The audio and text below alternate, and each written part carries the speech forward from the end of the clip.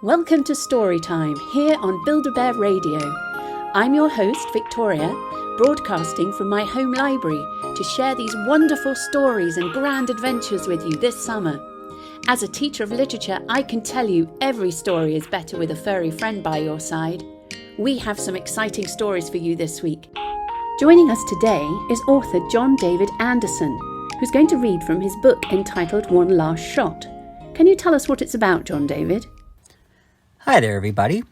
This is John David Anderson, author of Posted, Granted, Miss Bixby's Last Day, and my latest novel, One Last Shot, which you'll be hearing a little snippet of in just a moment.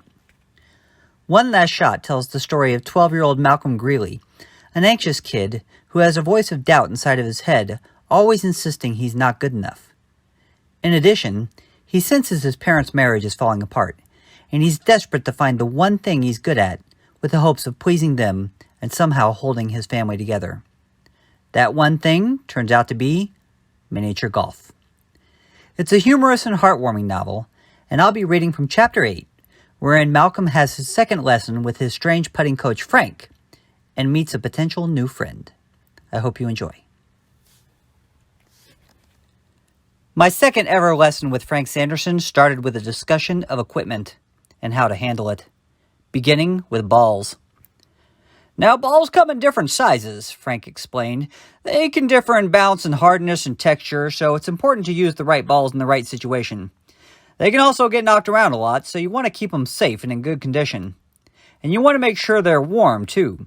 Temperature can do funny things to balls, so on cold days you can just rub them like this, or just keep them cupped in your hands like so.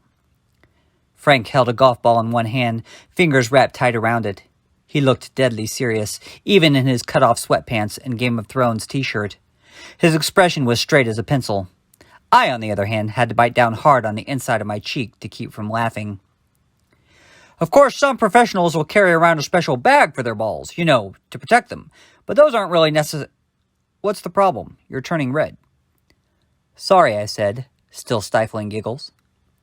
It took Frank a second, then he started nodding. Okay, you're 12. I get it. But we're professionals, and this is an important conversation. I know. Sorry, I sat up straight, put on a serious face. Thank you, Frank huffed. Now let's talk about putters. When it comes to shaft length... That was as far as he got. My lips were pressed tight, trying to hold it in, but they started to quiver. Frank shook his head and smiled, giving me permission to laugh. So I did, just a little, and he did too. Okay, maybe we stop talking about equipment and get down to business. Frank went and picked a putter of moderate shaft length from the rack and pointed towards the red course. Today we're going to focus on the back 9 because they're harder. 14's especially tricky. 14 was the one with the water hazard, a puddle that took up half of the green. I wondered what Frank would say about getting your balls wet. I wasn't about to ask. He led me to hole 10, a challenge because of the 3 metal bars blocking half the green, and the upward slope at the end. There was no straight line to the hole. I set my orange ball on the tee. Frank bent over and picked it right back up. Lie down, he said. Like, on the ground? Frank pointed to the artificial turf on hole number 10. On your belly, chin up, toes on the tee. It wasn't 11 yet, according to the clock. The doors hadn't opened to the public, but there was still one Fritz employee outside. I was pretty sure she was watching us out of the corner of her eye. You want me to lie down just right here? One look at Frank's face told me he was back in Yoda mode. I thought about my blue slushie dripping on the cement as I dropped to my knees, stretching out, fitting myself between the long metal rails. The artificial grass felt rough on my elbows. It was already warm from the sun. Look straight ahead, Frank said. Tell me what you see.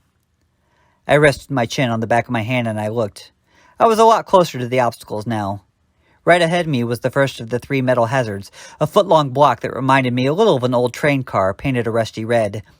Just past that I could make out the parts of the other 2 blocks, and then the hill that followed, sloping up 6 inches or so, enough that I couldn't see the hole at the top, not from where I was lying.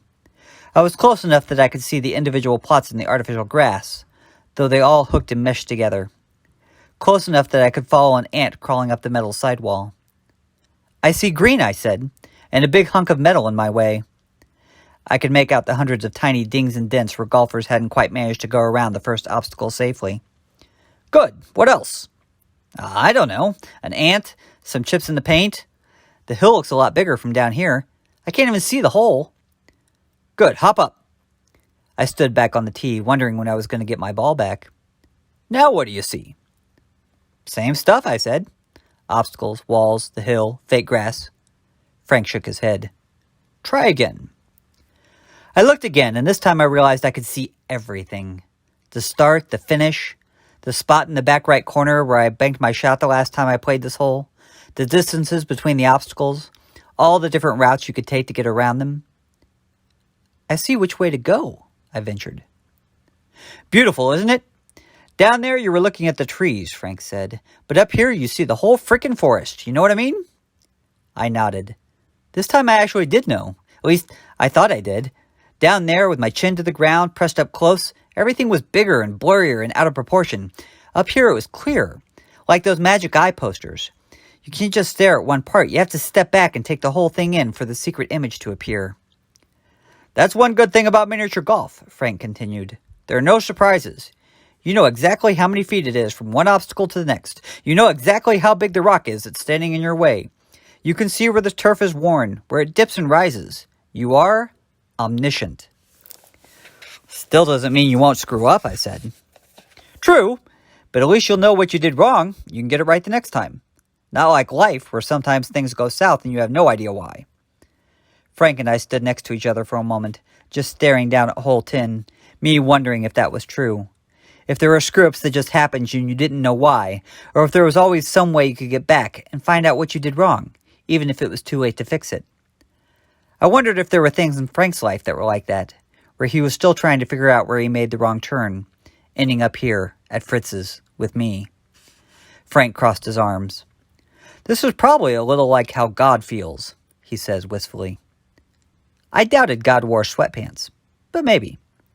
I picked my club up off the ground and asked if it was okay to start putting. If you have all the information, if there are no surprises, then it's simply a matter of execution. And by execution, Frank meant practice. And by practice, he meant endless repetition, which is why I spent the next half hour doing the same hole over and over again. I would line up my shot, and then Frank would come behind me making adjustments, telling me to bend over or straighten out, turning my shoulders, rotating my club. When I missed, he'd help me to see what I could have done better. And when I made a good putt, he'd pretend to shoot the ball into the hole with his finger and then blow the imaginary smoke from the imaginary barrel of his imaginary gun.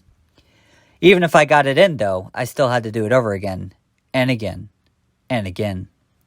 Muscle memory, kid. By the time we're done, I'll be able to blindfold you and tell you what hole you're at, and you'll ace it without even looking. You'll be a putt-making machine, I finished. I felt like a machine, going through the same motions over and over.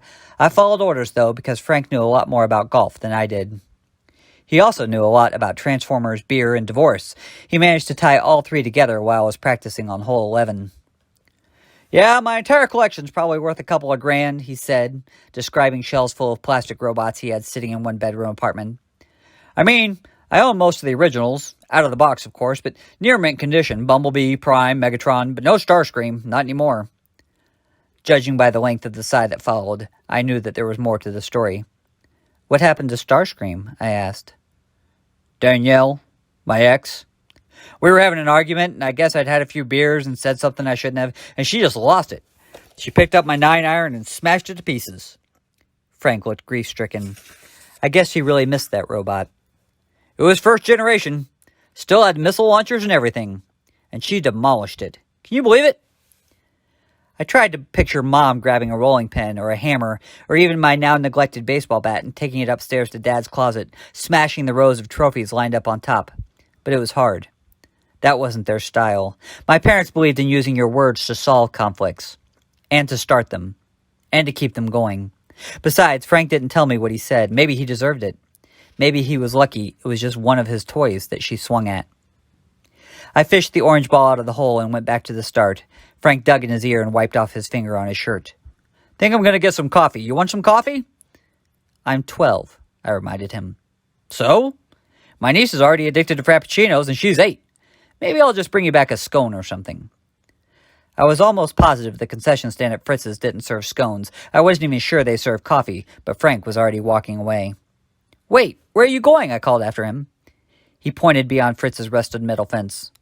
There's a Starbucks right around the corner. I'll only be gone a minute. Only a minute. Immediately, I thought about the wild mouse ride at the fair, the ticket booth, the girl with the dagger tattoo, the crowd closing in, the flashing lights, that one voice inside of my head. Alone, alone, alone. Hold on. How are you supposed to coach me if you aren't here to tell me what I'm doing wrong? If you don't make it on the first try, you did it wrong. With that, Frank left me standing at the tee. If you'd like to learn more about Malcolm's adventures, you can find One Last Shot at a local bookstore or online. Until then, happy reading. Thank you. That was brilliant! I'm feeling inspired to spend my afternoon finishing that story and... what's that? Yes, we do have time for one more story today. Our next book has incredible illustrations and a very touching storyline about how to handle new people you meet. Jill Twiss is here to read from The Someone New. Hello, Jill. Hi, my name is Jill Twiss, and I will be reading my book, The Someone New. When I was a kid, I went to 11 different schools. That means that I was the new kid a lot. So when I grew up, I decided to write a book about how to be kind to someone who is new and how that kindness is stronger than fear. If you like The Someone New, you can buy it from your local bookstore, or if you want to support independent bookstores but you can't get outside, you can go online to bookshop.org and search for The Someone New. It's also available on Amazon or wherever you get your books. The Someone New, written by Jill Twiss and illustrated by E.G. Keller. When Jitterbug woke up, she could already tell something was new.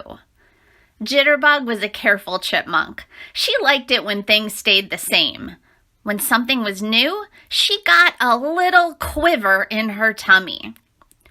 What is this someone new, she wondered. Is it Toast the butterfly? No, she is flitting from flower to flower, sharing her important thoughts just like every other day. Hello, hello, hello, shouted Jitterbug. Hello, Jitterbug, said Toast. Did you know that a group of butterflies is called a kaleidoscope? Whoa, that was good information. But it was not the something new. Jitterbug kept looking. Is it Geezer the goose or Duffles and Nudge the otters, she wondered? No, they are splashing in the river just like always. Hello, hello, hello, shouted Jitterbug. Honk, honk, honk, said Geezer, who sounded grouchy even when he wasn't. Good day to you, Jitterbug, said Duffles. Did you hear the thunderstorm last night? It just, said Nudge, missed our forest, said Duffles. Whoa, that was good information. But Duffles and Nudge were best friends. They always finished each other's thoughts. That was not the something new. Then, Jitterbug saw something she had never seen before. It was both hard and soft. It was both round and even more round. It was something new. No, wait. It was someone new. And that someone new was moving toward them very slowly. Hello, hello, hello, Jitterbug said nervously. Jitterbug's tummy was doing some pretty big-time tummy quivers. Hello, said the someone. My name is Pudding. Hello, Pudding, said Toast. Did you know that butterflies taste with their feet? Hello, and how do you do, said Nudge. Excuse us for asking, said Duffles, but what exactly are you? Whispered Nudge. After a long pause, Pudding said, I am a snail. I am from the garden over the big hill. Whoa. That was good information. Jitterbug had never seen a snail before. A snail was definitely someone new. Why did you leave your garden and come here? Asked Jitterbug. Pudding did not answer right away. If there was one thing Jitterbug had learned about snails, and so far there was only one thing Jitterbug had learned about snails, it was that they answered questions very slowly. Pudding took a breath. Last night there was a big storm and my garden flooded. Everything around me washed away and I was left all alone. I squished all the way here to be safe. I want to stay here. With us? Said Jitterbug cautiously. In our forest? Pudding nodded. But, said Jitterbug, thinking aloud. But what if there are not enough acorns for all of us? What if everyone decides that squishy snails like Pudding are nicer than furry chipmunks like me? What if everything is different? Jitterbug's tummy quivers were turning into tummy cartwheels. Pudding had just opened his mouth to answer when, Pudding, I am very sorry for your home, but you cannot stay here, Jitterbug blurted out. Pudding looked at Jitterbug, looked back toward his old garden, and then quietly began to squish back the way he'd come. Everything was going to stay the same. Jitterbug's tummy relaxed until she looked up and saw her friends. What? Said Jitterbug. Did you know that I was new once, spluttered Toast? I used to be a caterpillar. Honk, honk, honk. I was also new once, said Geezer. I used to live in a beautiful lake. Then people started to fill it with garbage until it wasn't safe for me anymore. That's when I came here. You were both new, said Jitterbug. It feels like you all have always been beside me, honking your honks and flitting around our flowers. That is how friends feel, said Duffles. Even when they are new, friends feel like you've known them forever, said Nudge. But new can be scary, said Jitterbug. Jitterbug, do you remember when Toast wanted to see her reflection so she flew very close to the river? Asked Geezer. Oh, yes, said Jitterbug. Toast flew so close to the river that pretty soon she had flown into the river. No one else was around, said Nudge. And you had always been so scared of swimming, said Duffles. But even though you were frightened, said Geezer, you jumped right into the water and saved Toast. Because even though new can be scary, kindness is stronger than fear. Whoa, that was very good information. I have to go get Pudding, yelped Jitterbug.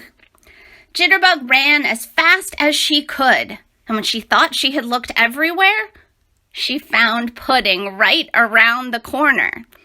If there was one thing Jitterbug had learned about snails, and so far there was still only one thing Jitterbug had learned about snails, it was that they ran away very slowly. Pudding, said Jitterbug, I was wrong. Please, please, please come live with us.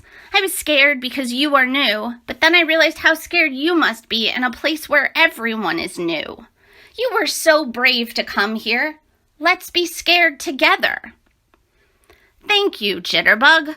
I will miss my old home, but now I can make a new one with all of you.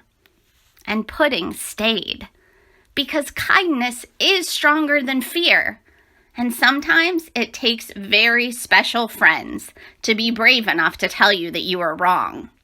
Pretty soon, it felt like Pudding had been there forever.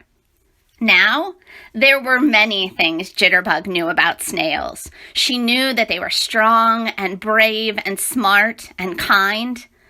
But if there was one thing Jitterbug knew about snails, it was that they are very good friends. Thank you so much for listening, everyone. Thank you, Jill, for showing us that kindness is always the best way to make a new friend. That's another one that I can check off my Build-A-Bear reading list. If you haven't already, make sure you head over to buildabear.com/radio to download your own free reading list and track your progress. Thank you so much for joining me here on Build-A-Bear Radio for another great episode of Storytime. With new authors joining us each week with great stories you won't want to miss out.